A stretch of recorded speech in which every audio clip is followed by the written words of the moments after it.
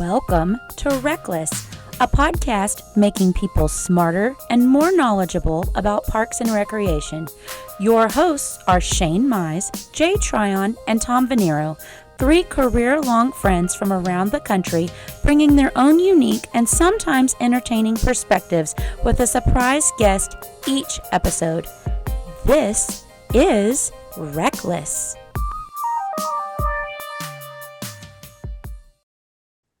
Well, welcome to the 17th episode of Reckless. I am your host today. My name is Jay Tryon. I'm joined by usual as Shane Mize and Tom Venniro.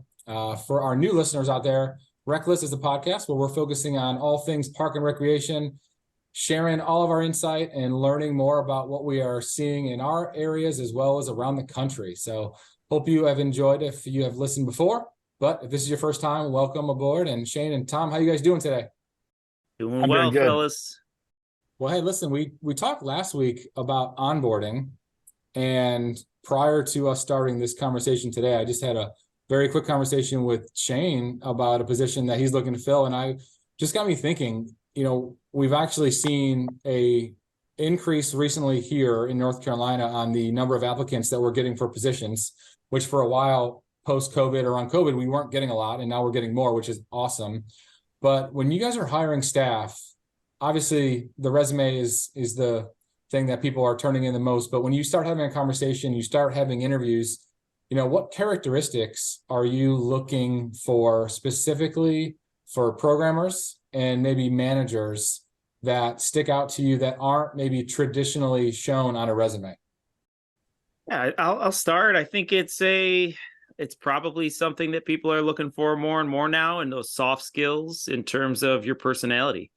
And I don't know, I'm not the first person to ever say this, but we can train for, we've had this conversation, we could train for a lot of hard skills. We really can't train those personalities up. I've even had people go as far as telling me, it's really hard to change people's personalities. So when we're in that interview process, after you get through the screening of your resumes and your applications, I want to see people that can relate, that can hold conversations, that you are confident will be able to get up in front of a group of people and engage them. So, it's really more or less at this point, we're really looking for the fit. And that's really what we're all about here, at least in our organization, is fit, and that being with our culture. And our culture is trying to provide services, extraordinary services for the community. So it seems like a simple answer, and it's even in an interview, I think someone can fake you out with that. I hate to say it, but that's what we're looking for, is that personality, that intangible quality that you really can't read on a resume or an application. Well, I agree that interviews can be sometimes deceiving. So what have you guys done or seen to try to avoid that, so that someone doesn't come in and polish for an interview and then that's not who you get once they're hired, if anything? So I do a homework assignment. I take, for example, we just had our AD position post. We're going to close it fairly soon. We've already done our first pool, had 110 people apply. There's 19 or 20 that I think reach minimum qualifications. Seems like they have the skill set. We're looking a little bit for some park planning experience, CIP, budget, some of those things in particular. So anyone that had some of that bubble up at some point. And then what I do is I send them all a homework assignment. And it's a pretty brutal homework assignment, to be quite honest. And I'm not an easy person to work for. So at some point, this is a great way for you to decide if I'm worth going through those hoops, because we're a fast-growing part of Texas, fast-growing part of the Austin area, and things happen quick around here. And so I send 4 or 5 assignments in a homework assignment. I don't give them a long time to turn it around. I put some pretty specific directions in there about formats to use on the replies and how I want them to title things. And I usually put a pretty unique deadline. It's not just Friday at 5 o'clock Central Standard. And all those things are to help me eliminate some people, right? People that skim things, people that wait till the last minute, people that can't follow the directions I provided. I'm not someone that wants to tell you twice something. If I've told you I need you to use a PDF and you need to say J/Tryon/homework assignment, and you don't do that, under me in real life, if you were actually my AD, we're going to have a conversation. I'm not going to be pleased with you not following that request. So I do those things up front to see if I get people that are listening, that are following my requests, following, any type of direction they've been given. And then we ask a couple of questions in there. We usually do a one pager. So they have to give me a one pager about something. Last time it was a lot about dark skies. And so that requires some research and to understand what a one pager is and how you're supposed to get that to them. And we usually have them do some sort of a PowerPoint presentation that they submit, and they usually talk about that if they're selected as a finalist. I also ask for what's going to be their first request as far as budget, or as far as the job pay. I give a date that we might offer the job and find out how long it's going to take them to actually start working for us, what their notices. And so I get a lot of information up front. And then once we get into the interviews, we try to ask questions about things like, what is something you do that other people in the industry have a lot of respect for that's really difficult, and see what their responses are, things like that. I don't care about if you've managed $1 million budget or $100,000 budget. If you can manage a budget, cool. We can move on from that. Like Tom said, I'm working on culture and fit. I'm working on people that want to be here. And for me, I'm working on people that fill out our leadership profile. I can't have too many people that want to wonder and be creative, or we're never going to get anything done. We're going to talk about it all day. I got to have someone that wants to execute on something we've created at some point too. So I usually write a leadership profile down for the position, the person I'm looking for, and then ask questions that I think are going to lead me to someone that has the ability to have some tenacity at the end line of a project, for example, or could be a department spokesman for something, things that I need help with. I really love the concept there and the leadership profile. We talked about working genius. It's almost maybe something that we could look to build into the process going forward. Going back to the homework assignment, and Shane, we've talked about this before, and I definitely, we're going to be hiring soon for a couple positions. And I think that's something we want to look into. As a teacher with my students, especially, it's a virtual class. So we have limited interactions, 1 or 2 in person, a few that are Zoom. So you get a little bit of a feel for the students there, or the individuals. Their assignments actually tell me a lot more about them than those interactions certainly do in 1 or 2 isolated cases in a Zoom or an in-person class, when it's, especially in this case, it's a virtual class. So I do love the idea of a homework assignment, something we have done in the past, which I'm not sure if, we've done it when it's really come down to the wire, when there's 2 or 3 candidates that we say, we really see this as a fit. But how do we make the decision between one or the other? What's going to set them apart? And so this is after the process. Now we're really close to the hiring. We've had them come into programs and interact. I've had a couple professionals or colleagues that are in the area actually say that, well, we see liability issues there. How can you have someone come into one of your programs if they're not employed? And it's, to me, it's the same as having a volunteer. Yeah, we may not go through the background check for a one-time 2-hour interactions, of course.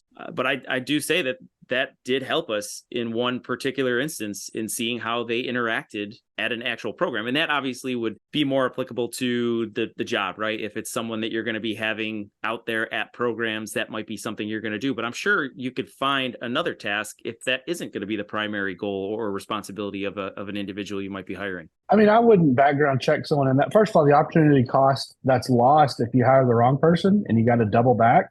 Yeah. But, just like at the director level, no one's checking my education. Everyone has expected that the other cities I've worked in have checked my education. It's almost the same thing. Like if you're hiring someone from our industry, you're going to assume they've been background checked every year by their agency or every 2 years by their agency. So, I wouldn't worry about that. Well, those are great. I think the more details that we can gather beyond just the 9 to 5 is what makes us more successful in hiring the right people. I think the homework assignment's great. We've done that several times in this position I'm in, and also in other municipalities. When I was in Indian Trail, we did that as well. I think doing some homework for the applicants and making sure that when you have interview questions that can show whether they've done homework is really important too. I'll never forget, and this is I stole this when I was on an interview, I want to say like 12, 13 years ago. I was asked a question that has stuck in my head ever since, and we've tweaked it and used it. And the question was, you are sitting at a park bench in one of our local parks, and a resident walks up to you and says, "Hey, I just moved here. What can you tell me about the Park and Rec department?" And to follow up, what park are you at? So twofold, what do you know about the department? But then also, can you list a park that if you're doing your homework, hopefully you can list a lot of parks if you're interviewing for a job that is in this department, but what can you tell them about the department? And then the panel was wanting to hear what you would say about it. And obviously in this role or in this interview, I was an outsider. I wasn't an internal candidate. So, I did my homework, obviously, because I think it's really important. But it's a great question that I've kind of tweaked over the years to make sure that the candidates we interview have done their homework as well. That was great. Yeah, that's great. And I want to go back to just one closing point on the conversation from what Shane said. We've recently, and I'm sure you've all experienced this, or many of us have experienced this. You hire someone and maybe they weren't the right fit. And so you just went 6 months, 9 months, whatever it is. So Shane, you mentioned the cost of bringing someone on that isn't the right fit, and then the replacement process after that. We all know that people are going to move on because they may be a superstar, right? They may be there for 6 months and they're so good that they're finding the next opportunity. It's the other situation, though, that if you didn't do your homework or you didn't do your due diligence, it's going to cost more in the long run. And that's something really important to really consider on the front end. Absolutely, because I'm not going to tolerate mediocrity.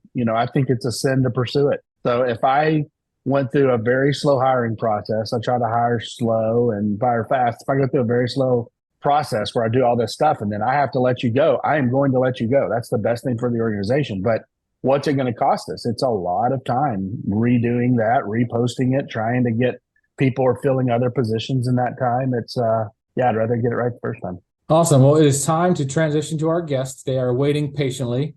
And as I think we've always said, I'm excited about today's guest. And we have a guest that all three of us know. We have worked with this person in some capacity over the last several years. They've been with their organization for over 9 years. So great tenure. I think Shane already knows who it is just because I can see a face that he's got something. This person's done a great job with that organization, that not only are they tenured for a long time, they've been promoted several times because of their great work. And I want to see first if you have any guesses before I keep going, because I think Shane already knows. Did any of us have an awkward interaction in Dallas? There may or may not have been an interaction with this person.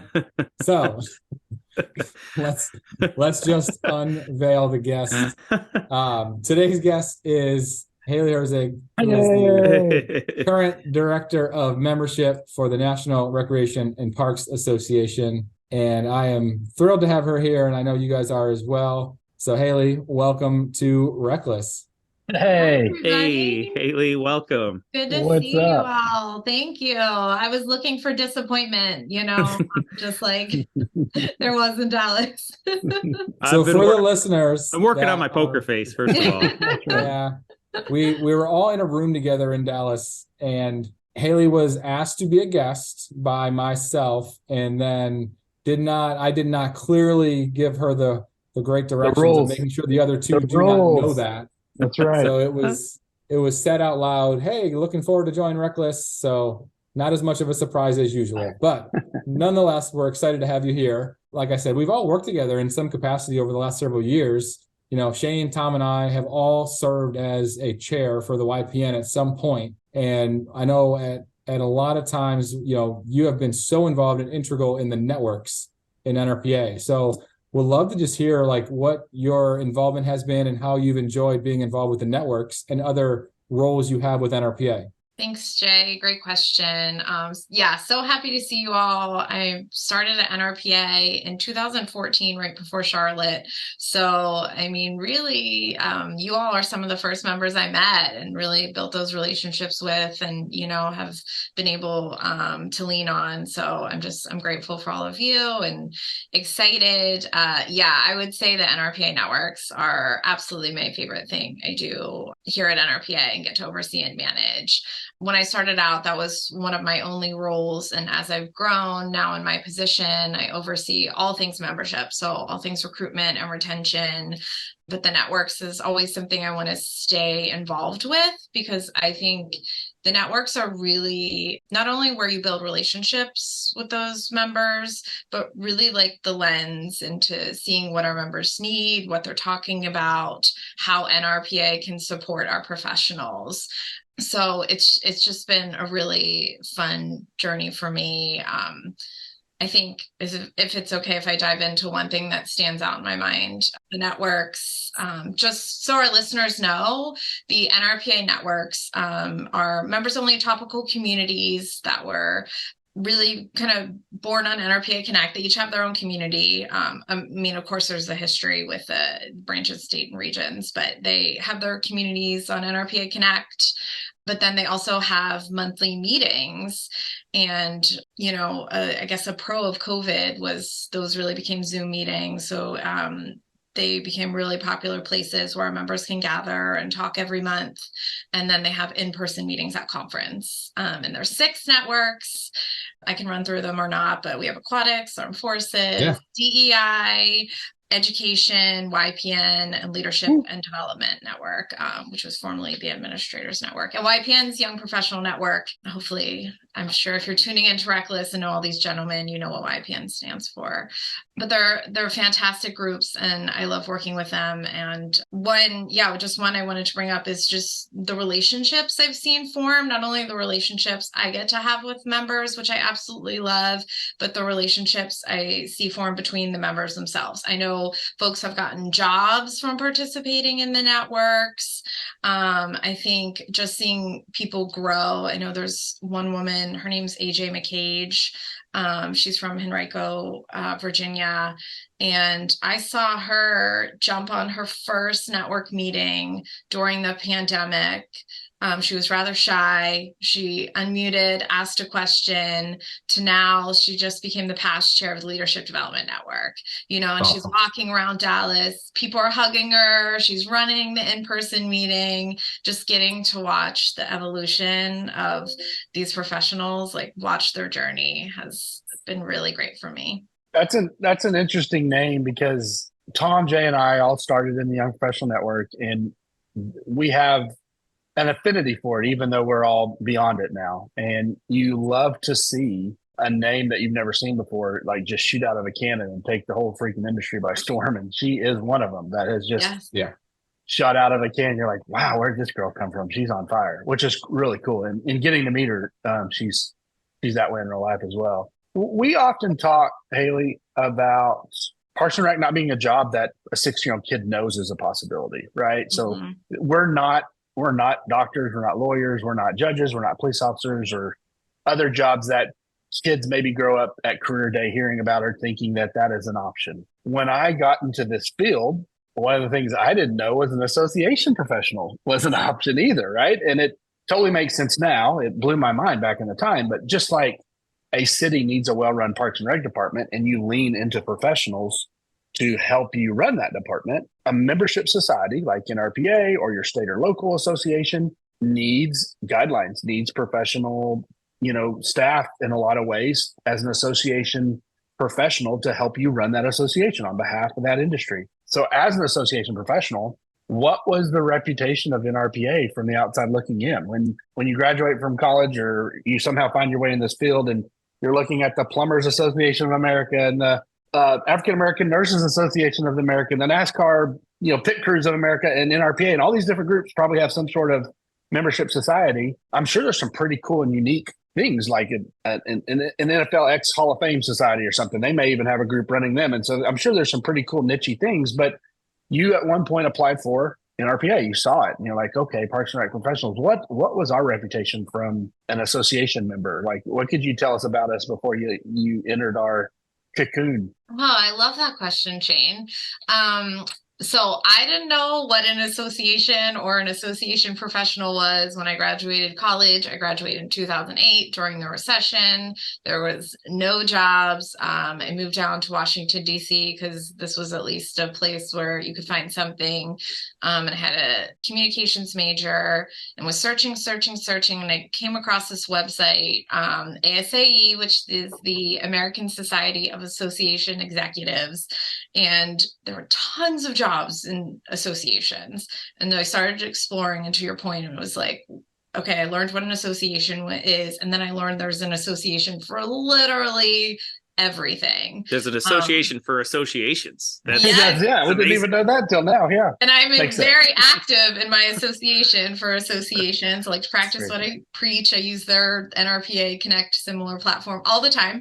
I'm studying for their certification. So so I found ASA, found the job board, saw there's an association for everything, and I landed a job. It's called the National Community Pharmacists Association. So it was an association for community pharmacists. So anyone who's For not a pill counters. Yeah, For pill counters. exactly. But the non-chain pharmacies, so your local mom and pop shop, pharmacists, and they had an interesting, story. And a lot of their members remind me of our members and our PA members in a way where they really cared about their community, and their stories were like, I won't name, but some of the chain pharmacies, shutting down, rushing, trying to make the money, not caring, where these community pharmacists are like, there's a blizzard, we're walking down the street to make sure our seniors or whoever else, gets their medication. And they all had these like heartwarming stories caring about their communities. And I kind of thought this really cool. And if I'm going to work at an association, I want it to be somewhere where I respect and really care about our members, because I can't do a good job if I'm, not in that headspace or not, really respecting what our members are doing. So I really liked my last association, but then I was like, it's time to grow. It's time to look for something else. So I'm browsing ASAE because I just spent 6 years in the association space. I was liking it, and I was like, nah, I'll stick.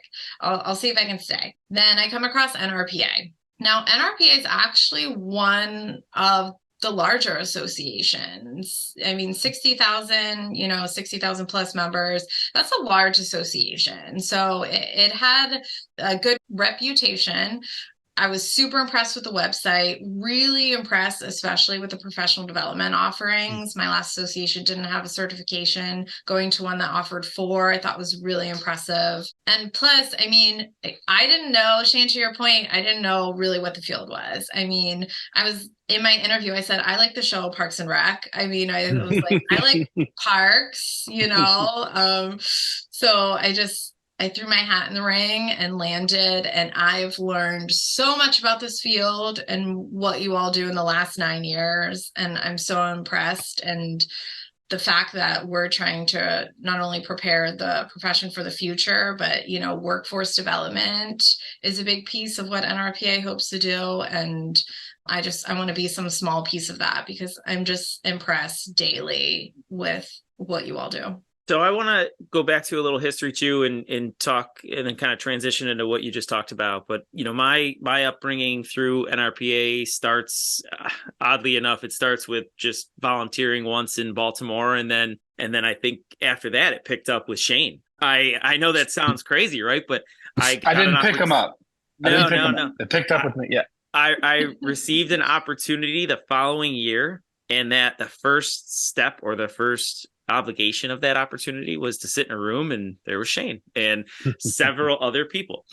And either way, long story short, kind of, I guess, similar to AJ's story, I've created so many relationships. And in addition to those relationships, which has been obviously a major fuel in my profession, in my passion for the profession, it's also made me such a better professional. Just these conversations we had at the beginning of this episode, and the beginning of every episode, even if it's on a personal basis, there's notes that I take and hearing from our guests like you, Hayley. So I have a strong affinity for the association as a whole. I know from working with our state association that membership and members and really displaying or providing membership benefits can be a challenge. You probably have some members that are, at least from my experience, that are gung-ho. They will do whatever you need. And then you have some members who really just seem to always want more. It's not enough, whatever NRPA is providing. I guess my question is, how do you, from a membership standpoint, that probably is something that fuels you, the people who really care about the profession. But you've been here 9 years now, right? That's the number. And so I've seen a lot of the NRPA professional staff come and go. And so what is it that fuels you to have been here for 9 years? What are some of those passion projects that you've worked on or that you've seen that you say, you know what? And of course, your opportunities to grow, which I'm sure have been helpful. But you're here, you're still with us, and we appreciate that. So what are some of the reasons that you are in it, and what fuels you to be a part of NRPA? Thanks for that question, Tom. I mean, the number one reason why I'm here and why I stay is our members. I really do just love the interactions. I'm inspired every day, and you hear new stories. And, one of the programs I love that you all know Michael Biedenstein, when he was a member and part of the Young Professional Network, came to me with was 30 Under 30. And I was so happy to work with the YPN to really put that program in place here at NRPA, and get our magazine to showcase that every February. So that's when that's a project and something I've worked on that I absolutely love. But again, that circles back to our networks and our members coming to us with ideas. I think too, working with the networks and just our professionals. Tom, you brought up a good point about member benefits and, is it ever enough? And are we giving people what they need? I love creating these relationships because I love that our members feel safe or never hesitate to email me and tell me what they want or what they need, or how NRPA could serve them better or what people aren't using anymore. That makes my job easy. So creating these relationships and these open channels and getting to listen to our networks, that really helps me with what I do. And I just think there's always more we can do here at NRPA. I mean, just the fact, growing the field, growing our membership. I think it's exciting and it creates an opportunity, and I just absolutely love it. I love what you just said because that's a parallel of what we do every day. I loved what you said a couple moments ago about there's never no one's shy about telling you what they want, right? And that happens to us on a regular basis, right? Our community members. Heck, Jane doesn't even Jada, I just called him Jane. Jay and Shane. Wow, we're together now. I like it. Jay doesn't even live in Pflugerville, and he will email Shane things he wants to see in Pflugerville. That's true. True story. And I have yet to get a response yet from the city of Pflugerville. And he won't. No. I want to add something, Hayley, that you probably don't hear much is, you're talking about why you've stayed with it and the members and the impact that you hear. But I don't think probably NRPA staff or you or anyone really gets to know the impact on like a regular basis that the networks and that the association has had on so many people. I think we focus on conference. There's always, a lot of hype and excitement going into conference, after conference. There's webinars that are really exciting, but just like the day-to-day, and I know you may know some of this from talking to Michael Biedenstein, but our group of friends, we have a group of probably 10 or 12 that are very, very close, that if it wasn't for the networks, if it wasn't for the YPN, we wouldn't have met. We wouldn't have this podcast. We wouldn't know each other. And it's because of the networks that we are on a constant text chain every day. There's probably not a day that goes by that there's not a group of us that are texting about something. It may be park and rec related, it may be family related, but we've gotten so close that we are a big family.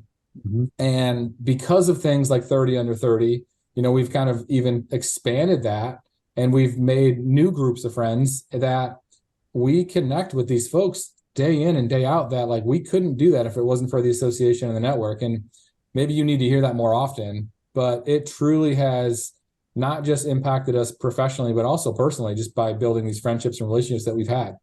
I love that. Thank you for sharing. And I do love hearing that. And I think, just getting to be able to witness that. And when I do, Jay, you just telling me that, I'm going to think about that for weeks. And, what I would love to know is, it is tough to kind of bottle that. We can get testimonials and everything, but it's just getting, helping other members, and especially when either, a young professional or somebody new to the profession to understand, that hopefully that's what NRPA is here for. I know personally, and I know NRPA wants to help folks make those connections.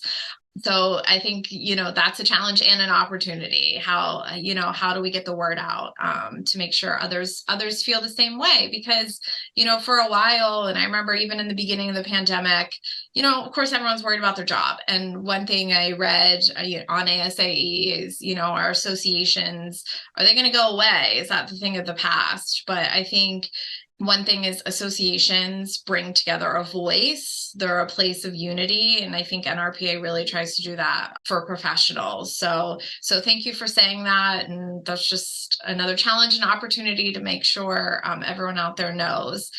And one thing I love about the networks, and I've seen this with you all Shane, I've seen you do this for years, is they're really welcoming. They're not exclusive groups. They are welcoming, and they're here to support professionals from across the country. And, in AFRN's case, which is our Armed Forces Recreation Network, across the world, I love seeing how inclusive and supportive they are. A couple of things have been said already that are very important that I want to reiterate. One, Tom said, I think essentially says the best thing that ever happened to him. Okay. So I want to make sure that's I didn't articulate that well. So no, you said it's like the best thing that ever happened. And Jay basically said we're like best friends. So I'm stuck in a buddy cast I can't get out of now. But we've had a couple people. Well, first of all, very nice thing you said about the YPN, and we've all been with the YPN essentially since its infancy. And what I've always been impressed by with the YPN is, unlike the Armed Forces Network, which potentially could see a John Prue stay for 15 years, or another park and rec professional that I'm not thinking of in that group, or same thing with the aquatics branch, but potentially, or even the admin network. The YPN's got turnover, and so the fact that it sees this revitalization every couple of years, I've always thought is really cool. It's like farming or something. It's the recultivation of something that everyone believes in, but none of us are there anymore. We try to show support. We try to be at their things. We love to meet the new YPNers, but we're not leading it in any way. And the echo of that leadership has always remained true. Like, it just continues to be passed down, which I've always appreciated. And in that, with Beanstein being part of the 30 under 30, we've already had at least two, Nathan and Maria, I believe, were 30 under 30 winners previously. And we've been able to ask both of them what that meant to them. And it's incredible to hear how they talk about the impact that it's had on their lives. If you go to their LinkedIn pages, you get to see them getting to announce it and all the accolades they get for it. A lot of times you see cities highlight them as well in some sort of newsletter or some sort of announcement. And it's really cool to see the impact that the initiative that y'all supported and created benefiting the membership. Is that something you see in the Plumbers Associations of America? Is there a young professional plumbers group, or is that something pretty unique to a certain section of the association membership? I would say young professional groups are common is the wrong word, because I don't want to say common, but it is a typically formed group in other associations. I mean, it seems to make sense as a segmented group of your membership. But the way I've seen YPN at NRPA versus what some of my association colleagues have shared with me is completely different. And Shane, I think that's to your point with the new leadership. There's always new leadership turnover in the networks, but the YPN has built such a strong, supportive foundation. I think that's what makes new leadership able to thrive. I mean, the history's there, the momentum never stops. I think the new leadership know at any time they can lean out to any of you for help and support and advice. And I kind of think that just that mentorship is really cool to see, and what makes YPN such a success. I would say that's a testament to YPN, at least in this group, in our professional association, is when anybody does anything that's replicated, right? It's one of the most major forms of flattery. So that could be regionally. If my department's doing something and then every other department says that's great. What I've seen from the NRPA YPN, all of a sudden, all of these state YPN groups started to sprout. Over the last, it's amazing. It's still happening. I mean, there's 50 states, right? So not everybody's going to be, right on par or right behind, but it's happening. And I've talked to mentors and young professionals who are so eager after seeing what they've seen at the NRPA level to go back and do that at their state, which is, again, a testament to what this group has been really set down as a foundation. And to add to that, I think what's been really cool to see is, I think we've all seen that growth of YPNs for each state association. But a lot of that just stemmed from YPN leadership that was in that state, and then they helped another state. And it's just like, it's a trickle-down effect. I know when, Michael Biedenstein's name's been mentioned a couple of times, they started one in Missouri, then they started one in Wisconsin, then they went to Minnesota. We just recently, over the last 6 months, we're talking with Arizona and helping Arizona get one going. So it's like all these folks have just gotten to know each other at the national level, and they want to help one another at the state level. And it is such a cool thing to see that all came from one big idea from a national perspective. When Iraqi was in Wisconsin, and at the time that they started, and Stetson was in Minnesota, and Katie Keller was in North Carolina.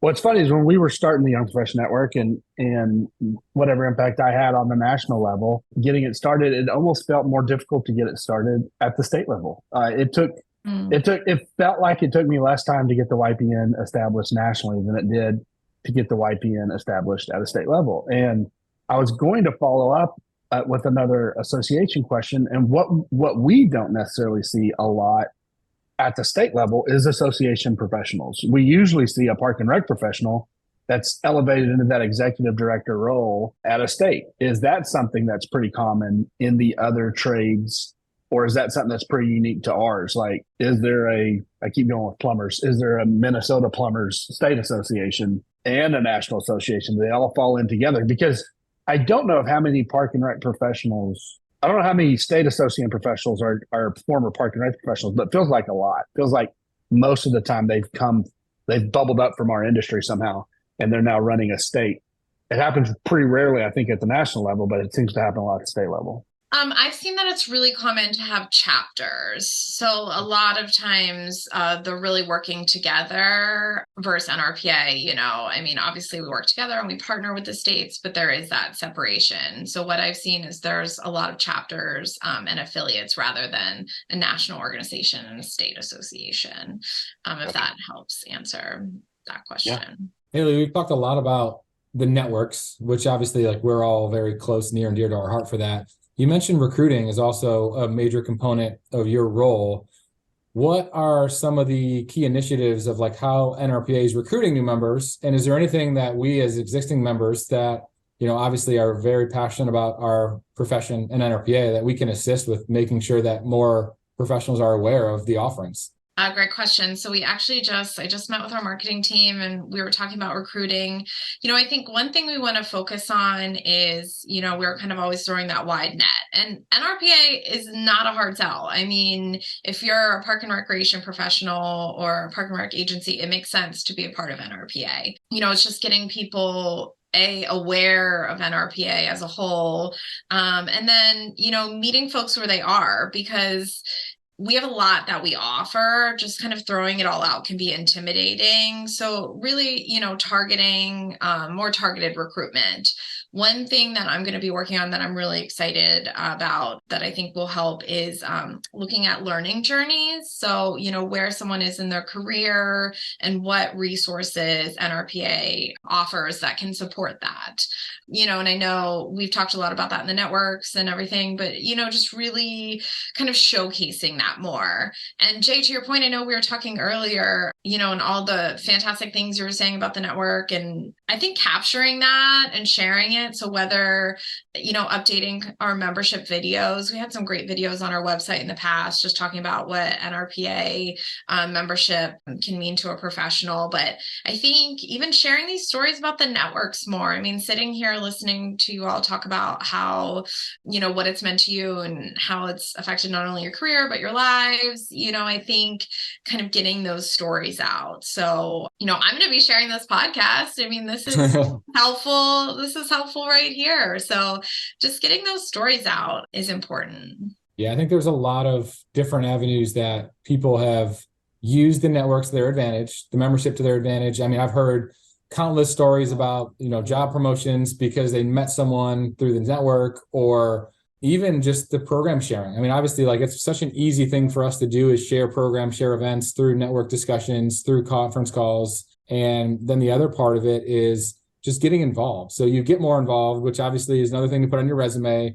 I mean, I think if I look back at the last 10 or 15 years of YPN leaders that were over that network, almost all of them in some capacity received either the NRPA scholarship or maybe the Academy externship. And then a lot of that is just extra engagement, getting involved, and that gets noticed by people around the country. It's a tough job that NRPA has. I remember I was on the program committee. Jay might have been on with her as well. Carla Henderson, who's from the North Carolina area.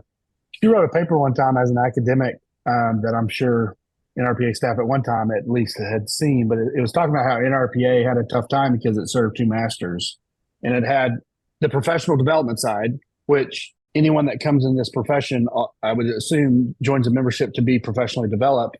But then it had the advocacy conservation side, like broad, wide scale initiatives, like trying to get the idea of the value of parks out in the world, but then also taking time, effort, resource, staff, attention, and professionally developing us, right? I would imagine that's an incredible balance. And I'm sure you do it with staffing. Maybe you're more focused on one than someone else would be on the other. But how does that hit internally at a staff level? Do y'all feel that weight? Do you feel that we have to do both? We have to do both well. We have to we have to professionally develop, or at least provide opportunities for 60,000 members. But we also have to continue to advocate for the value of Parks and Rec in this country and each local agency at the state level. What's that like? Yeah, that's a great point. We do, but I also feel like we have a really good staff, really good team right now. So everyone has their focus. And then what I can tell you from the member perspective is our members really tell you what they're interested in, what one of those buckets they want to focus on. So, I mean, we have our advocates that we know are going to, push the strategic plan and, who are focused on workforce development and preparing the profession for the future. Then we also have members who come to us and they're like, I'm just looking to get certified. I'm looking to grow my career. I just want to focus on professional development. So I feel like members really kind of separate themselves into those buckets. So that makes my job easy. You're going to tell me, Jay, if I don't want to be involved, I don't want to volunteer, I just want to get certified. Our members let us know. Though the one thing I do want to say, and that question, what we talked about earlier, really brought up something that just clicked, is everyone is so supportive of each other. And, I'm always wondering, is that just the field? I know other associations, a lot of times it is just, I'm focused on, career development. I want to make more money. I want a better job. Whereas here, I think the networks are a great example. NRPA Connect's a great example. I mean, we have over 4,000 member shared resources. So I feel like a lot of times NRPA, I feel like my job's easy because members are there answering each other's questions, sharing resources, supporting each other. I just hope NRPA is kind of those dots to connect it. But I'm just so impressed and inspired from what I see and how supportive this field is. And I would love to figure out a way, to articulate, especially to students or anyone looking for a career, where not only, you're looking for a job that's important and meaningful, but where you're going to be supported and, feel like you're part of a team. And it's really cool to see when someone gets a job and they get involved with a network or on the CPC, or one of our tons of opportunities to get involved.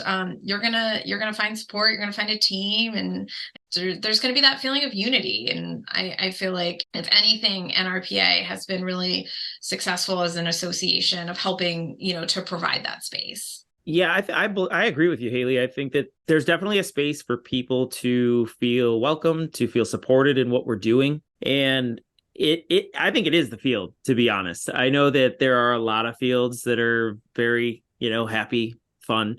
But whatever it is about Parks and Recreation, especially at the municipal level, and this is nothing against all of our other departments, it just seems like the connectivity between a Parks and Rec department here and in California, so I'm in New York and I could connect with Jill. They're so open and willing to share with each other. And obviously that goes down to the local level. Everybody seems so well connected and close. And I don't know that that's the case. It doesn't seem to be the case from my experiences with the other departments that work in a municipal level. You mentioned the volunteerism, and we've talked about that and getting involved. And recently I worked with or partnered with Chris Nunes, and we had developed a professional development roadmap that Dirk Richwine and Chris had started years ago. And you talked about professional journey and where people could enter. I think there's a lot of people out there, and maybe our listeners, I'd like if you can answer a question about what opportunities do you have for your members to get involved. And I've always said that for myself, I get out of any experience what I put into it. So that goes to going to a conference or volunteering on a committee. You can write articles for an RPA. You can serve on a committee. There's plenty of partnerships. There's leadership opportunities in the networks. I mentioned a few, but I think not all of our listeners know some of the ways that you might lean into your members as volunteers to help really accomplish your mission. So are there some that you could maybe elaborate on that our listeners may not know about that would help them get involved if they want to do so at the national level? Honestly, there's so many. It really depends on what you're interested in. So we have Michael Beanstein, who we've talked about. He's fantastic. He's a member that I was able to work with through the Young Professional Network. And when I had a job opening, he reached out to me and said, I'm really interested in this. And I said, go for it, apply. And it was fantastic. And listening to you all speak earlier about you never know who you're going to hire or whatever. Having that experience of having worked with him in the network leadership capacity was fantastic, because I get to see, our network leaders work hard and they dedicate a lot of time, a lot of hours. It's not always easy, but it sure is rewarding. But I was able, to see his work ethic. And then he became the volunteer and awards manager. Now he's the membership engagement manager. He manages all of our volunteer opportunities. And that ranges, Tom, you mentioned everything from, if you want to dip your toe in the content water. So if you want to write a magazine article, a blog, all the way up to our conference program committee, which, as you all know, that's a big commitment. And you're reading hundreds of education session proposals, dedicating tons of time, tons of hours. We also, we have an advocacy team in here at NRPA. We have equity and practice focused teams. We have a research team. So if there's an area or something you're interested in, say you're interested in conservation or pollinators, I'd love to get you in touch with those. So if you go to NRPA Connect, we have our Get Involved tab. It lists out all of our volunteer opportunities. But also one thing Michael and I try to stress is just ask us, come to an NRPA membership hour that we host, where it's an open forum where we're here to answer questions. If you're not sure what you want to do, or really, how to get involved, or even if you're browsing those opportunities and you don't see something that you think may be a fit, feel free, reach out to me. Just tell me what you're looking to get involved in, and how much involvement you want, because not everyone can dedicate the time it takes to be a network leader, but there are other things you can do that'll help dip your toe in the water, and then you're going to meet some great folks. I love that you mentioned Bedenstein. Before we had Chat GPT, we had Bedenstein GPT. When we were all starting the Young Professional Network, you would just say, man, I wish we could all do blank, and Bedenstein would just output it almost immediately. He figured out how to scale it, put it in some Excel or Google Sheets document, and we could all access it. And Bedenstein's always been great with that. You mentioned some of the strategic initiatives that y'all have. Part of every agency, whether you're a local agency, a state agency, or a membership association, is strategic planning. I was lucky enough to be part of the strategic planning committee that came up with the 3 pillars. That was a really interesting process at that time as a young professional, as a non-board of director member, to be involved in it. And I don't know if there's been a huge strategic planning process since or not. I know that we've created some new initiatives off that, but does NRPA have a plan to do another strategic process like that? Is there anything you want to announce today? All 5 of our listeners will hear it before anybody else does. If you want to, we'll give you the time. But is there a future strategic process going to be happening? And if there's a way for members to get involved, will there be opportunities for that? Great question. So we are in the midst of our planning right now. And one area that we are looking at is going to be leadership development. So how to develop those future leaders in the field. So we are going to be reaching out to members. I don't know in what capacity, but I love the idea of opening it up. But I know that is going to be a focus. So our strategic plan is just wrapping up. It went from 2020 to 2023. So then we're going to be launching a new one in 2024 for the next 3 years. So yes, there is going to be a focus, and we do want member input. To what capacity? I'm not sure, but I love that question. And just like I try to do with everything, I'm going to take that back and pass that along, because that's a fantastic idea. That is very exciting. And I'm sure there'll be a lot of folks that would want to jump on that might have been on it the first time or years ago, and just want to look at the future of, where it's going from now. Well, Hayley, this has been awesome. I really appreciate your time. I know we've gotten to know each other as well as, you've gotten to know Shane and Tom over the years. And, I know I said it earlier, we probably don't give NRPA and NRPA staff enough thank you and kudos for all they've done to help us, not just, in our careers, but also our communities that we serve, the friendships we've made, the relationships we've built. all of that stems from the hard work you guys put in. Like I said, Shane has heard here today live that if it wasn't for Tom and them coming together, I mean, like, Shane picked him up, and now that's forever indebted for them, and they're never going to forget that. Best thing that ever happened to him, for sure.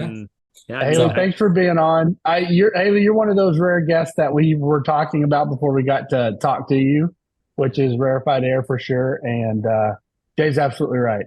I'm one of those members that are hard on staff, and I don't tell y'all how much y'all mean to us. And you're absolutely pivotal to the membership experience. And I am very appreciative to have you in RPA for sure, serving us. Thank you all so much. It means a lot. I love my job because of you all and our members. And I got to say this to a group at conference, and I would love to say it to you all because it's true. But I feel so lucky to get to have this job, and especially since I have, 2 young kids and the world seems so scary and horrific sometimes. But I mean, every day I just get to listen to people like you all and all of our members just talk about how they're trying to make their communities better, safer places. It is just so touching and really inspiring. And it makes me feel happy. And I'm just so grateful to all of you. And thanks to everyone for everything they do. And, please reach out to me if you do want to get involved, like Tom brought up earlier. I just want to help. And, hopefully NRPA can help be a part of everyone's journey. Yeah, I want to echo everything that you all said and just mention one other thing. Hayley, you make us all feel very welcomed, and that you want us as members. And that goes even to the once or twice that we may see you in person. I see Hayley at the conference, and you meet her and she remembers your name, and she's super bubbly, super welcoming. And we really couldn't ask for anything more. That's what you want as a member, is to feel that way. So thank you for that. And I hope you were a very highly anticipated guest, not just because we've mentioned you before, but also because we had an inkling that you were going to be there. I hope that the feeling you had when we spoke at conference is totally been wiped away, and that because it was a great conversation, and we appreciate it. Thank you. And thanks for hiring our buddy Michael Diedenstein. I mean, what a mess he is. I mean, thanks for picking him up and cleaning him up. He's so awkward, like, it's so good that you've taken him under your wing. We appreciate that.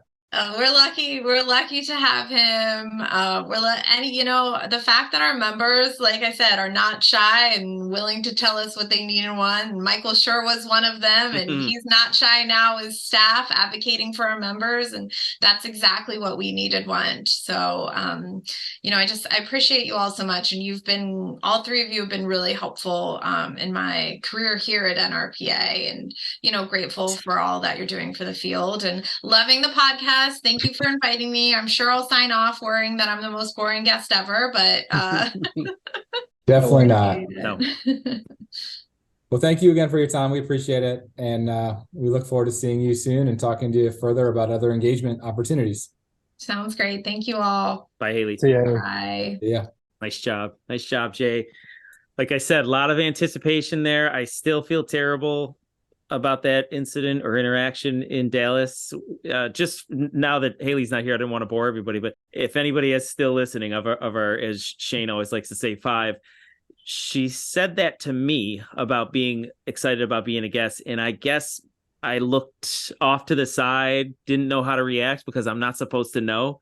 And I don't know, what is it? Maybe 10 minutes later, I found out that she felt that I was very unenthused and not so excited that she would be a guest, which was not the case. It was more that Jay's lack of information put me in a really bad spot. So I like to take accountability, but this one was on Jay, right? For sure.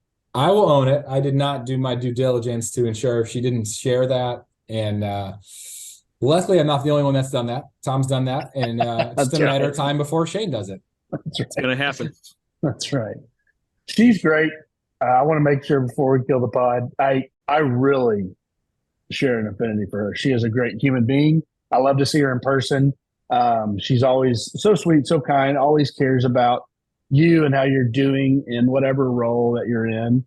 But she cares about all of us like that. The membership, I mean, she cares about 60,000 people. And if you're listening to this stupid podcast and you've never met Hayley, reach out to her.